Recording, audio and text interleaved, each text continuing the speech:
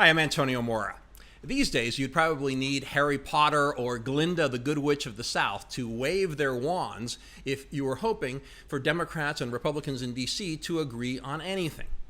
Or you could have Donald Trump impulsively decide to pull out what few American troops were left in Syria and effectively give a green light to NATO ally Turkey to attack Syrian Kurds, the U.S. allies who led the fight against ISIS. Obama National Security Advisor Susan Rice reacted by publicly using an expletive, describing Trump's decision as batshit crazy. On the opposing side, loyal Trump ally Senator Lindsey Graham agreed and condemned the president, calling the move sickening and a stain on America's honor, while warning that it ensures an ISIS comeback. Trump reportedly made the decision on the spur of the moment during a call with Turkey's president, Recep Tayyip Erdogan, ignoring his advisors and explicit talking points that specifically told him to make it clear that Turkish troops had to stay inside Turkey. Getting American troops out of the way gave Erdogan the tacit blessing to invade northern Syria, which he promptly did, killing Kurd civilians, sending thousands fleeing for their lives, and threatening an opening of the door to liberation of more than 12,000 ISIS fighters and more than 50,000 of their family members and supporters. They're in custody of the Kurds, who now have a higher priority in a new war with the second largest army in NATO. The Turkish invasion drew worldwide condemnation from the US, UN, and EU. Like Democrats and Republicans, Iran and Saudi Arabia rarely agree to anything, nor do Israel and the Arab League, but they have all slammed Turkey's aggression. Erdogan, in his authoritarian arrogance, has threatened to make the international crisis even worse by flooding Europe with more than 3 million refugees if anyone calls his invasion an invasion. In the US, this should not be a partisan issue.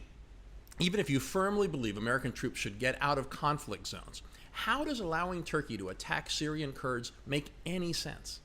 Isn't it morally wrong to abandon an ally, especially one that bore most of the human toll in the ground combat against ISIS? An estimated 11,000 Syrian Kurds lost their lives. That's a massive bloodshed for a relatively small population.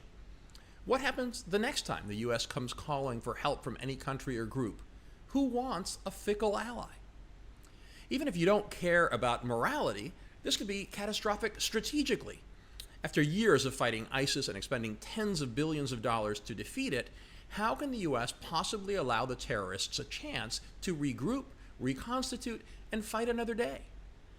It could also be a disaster politically, even though Trump says he's fulfilling a campaign promise to end an endless war and that his base supports bringing troops home. But does anyone really believe those who argue that this is not our war, that it's theirs? Have they already forgotten the fear of ISIS that we had just a few years ago?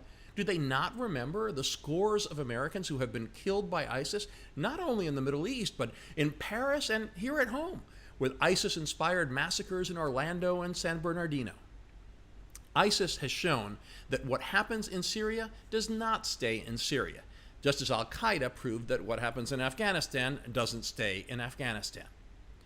America's weariness of war is understandable, as is the suffering of our troops and military families who have sacrificed greatly throughout almost 2 decades of fighting in Afghanistan, Iraq, and Syria. The U.S. can't always be the policeman of the world. But does Trump want to be the president who allows an ISIS revival? That would put Trump in the same boat as President Obama, who was terribly short-sighted when he cavalierly dismissed the terrorist group as the JV team. As usual in the Middle East, few things are black and white, and the Syrian conflict has proven that the enemy of your enemy can also be your enemy, and that the friend of your friend could be an enemy too. We will take a look at those shifting alliances in the conflict, the history of the Kurds, and why Turkey is attacking them in our next video.